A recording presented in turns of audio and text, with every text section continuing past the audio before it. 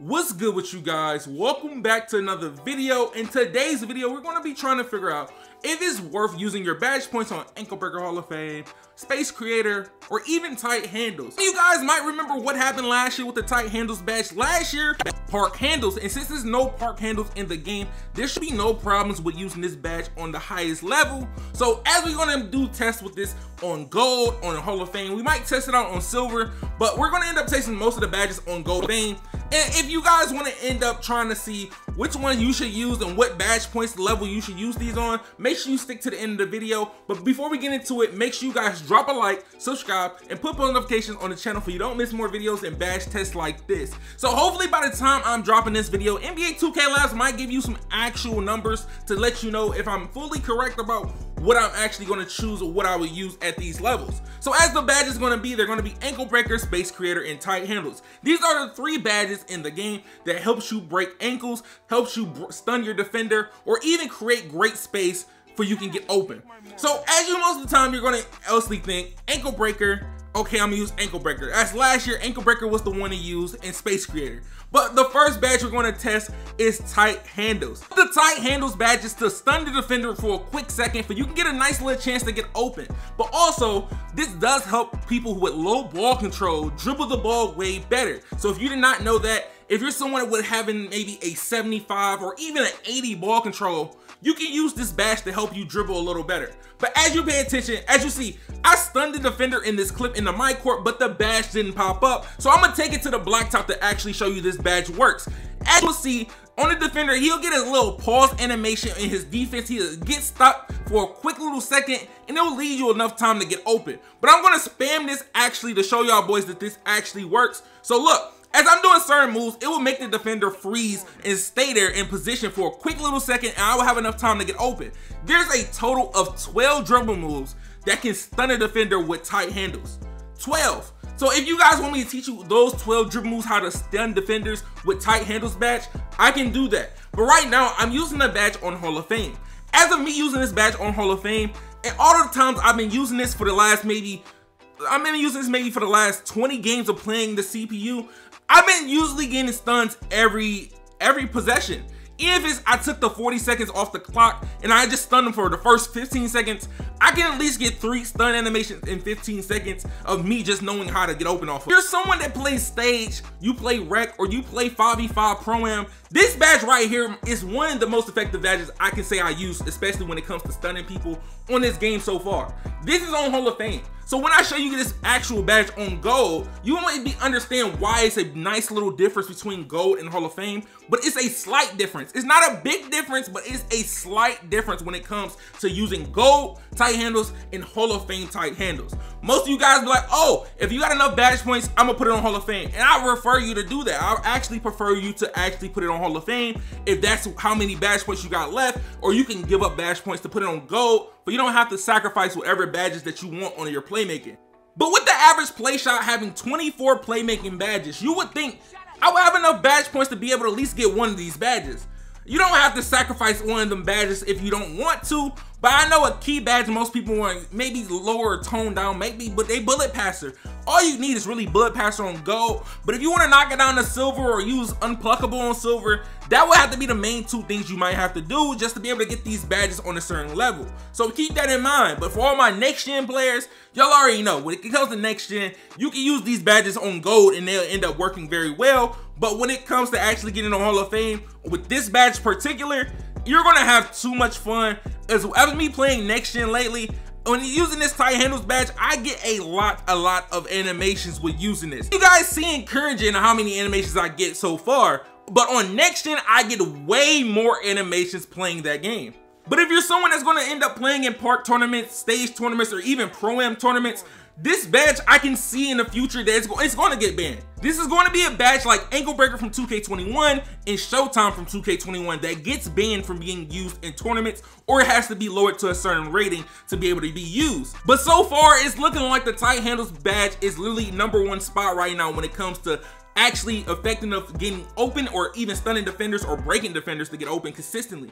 But look, the next badge I'm talking about is going to be Ankle Breaker. As we just said a few minutes ago or a few seconds ago, the ankle breaker badge was banned from wagers, pro-am tournaments, all that, because it was so broken of getting the animation very consistently, plus being able to have this fast speed boost ability. So we're gonna actually test this badge out real quick. As we're testing out this badge, I'm gonna get into the first play. Me getting into the first play, I have Patrick Beverly checking me. It's a reason why this team is set up like that, and I get a nice little ankle breaker.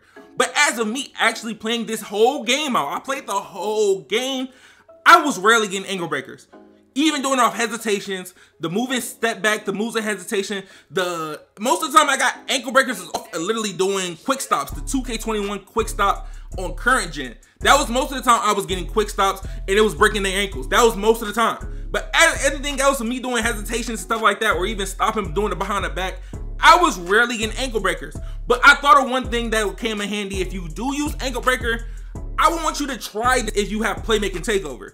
If you're someone that has playmaking takeover and you got enough badge points, try it on silver or even try it on gold. But as you know, playmaking takeover helps you drop defenders on the ground. But even with having that, I already know prior from 2K20, with having ankle breaker plus the playmaking takeover, it's literally a instant ankle breaker every time off almost any move. As I already broke him off a Hezo and I broke him off a step back, I know you can break him more times, or even doing a snatchback animation.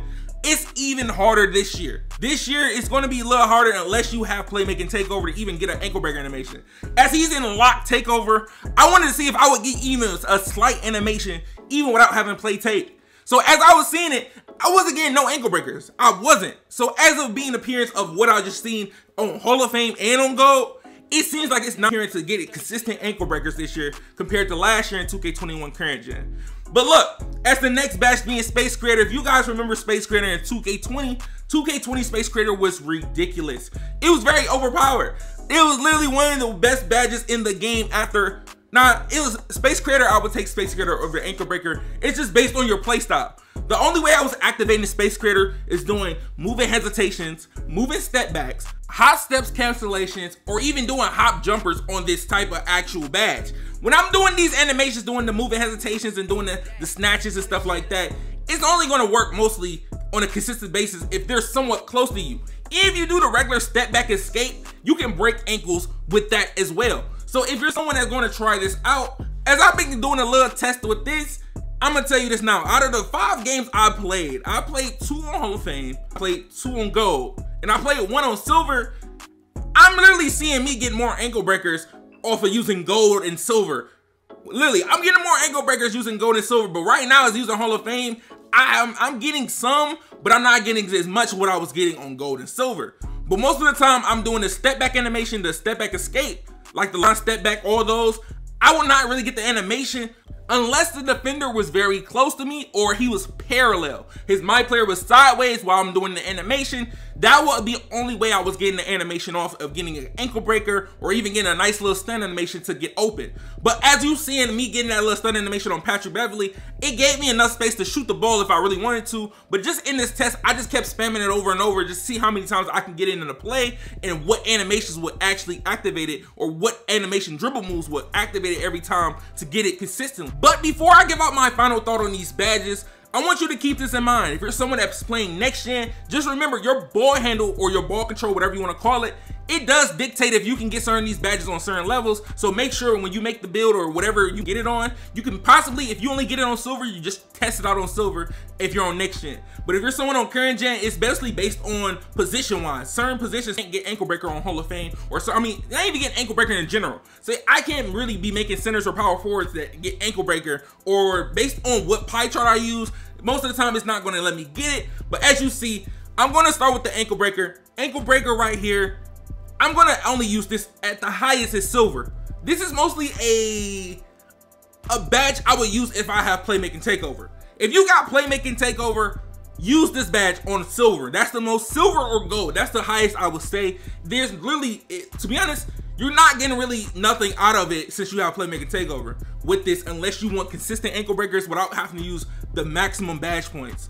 But as when it comes to Space Creator, you can go silver or gold. As doing the test, if you can get gold, put on gold. If you got enough badge points, put it on silver. But look, you're not going to be disappointed with using gold or silver, because even if you're a center, you can get this badge right here. Even doing step back escapes, even doing maybe a hop step to the corner or a spin jumper, you're gonna end up getting animations. But when it comes to tight handles for all my guards, Hall of Fame or gold.